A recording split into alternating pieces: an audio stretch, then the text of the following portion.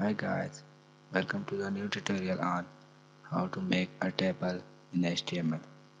First of all, we have to right click on my desktop, go to new, click on the blank text document, give it a name table,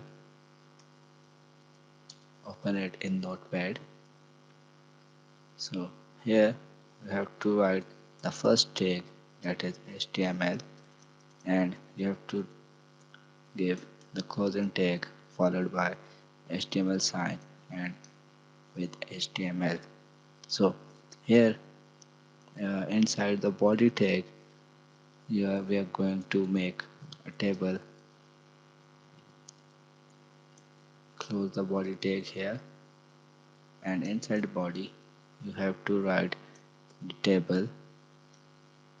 In table you have uh, rows and columns. The combination of rows and columns is known as table. So first let us see how the table look like. So I'm going to open MS Word document, and in Word I'm going to let you know that how can we make a table, and the same table we are going to make in our HTML document. So first let it open first.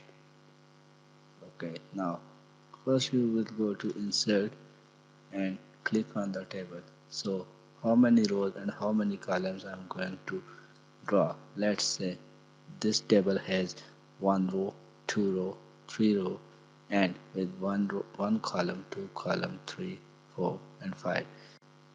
The same table we can draw in HTML document as well. So we're going to draw here. The keyword is table.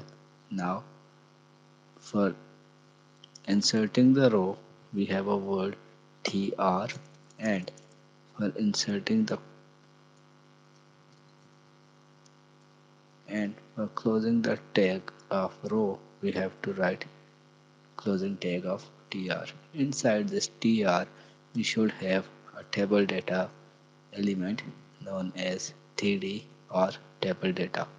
Inside this table data, let's say I'm going to write a name Ali inside it and save it. Go to file, go to save as, click on desktop, and I have to save it as table.html so that it will show in the browser. Close this document and search for the table.html, and here is the early, but it's not showing any borders of the table, right? So for showing the borders, I will open this page again in the notepad, and I will write here table border equals to double quotes, and inside this double quotes I have to write 1 so that it will show the table borders like this. Let's say I'm going to increase the number of columns here, so I will copy this, and before closing the tr tag I will paste it several times and will change the data inside it. I'm changing this to Bilal, and I'm changing this to Ahmed.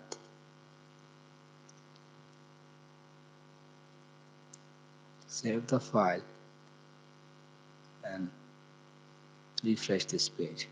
Here is the output. Now it's very congested, so I want to make it look on the whole page. Fine. So I will what I will do is I have to write here table attribute, that is width equals to, inside this double quote I have to write 100 with a percentage sign. Save the file, go to the document and refresh it, and here is the final output.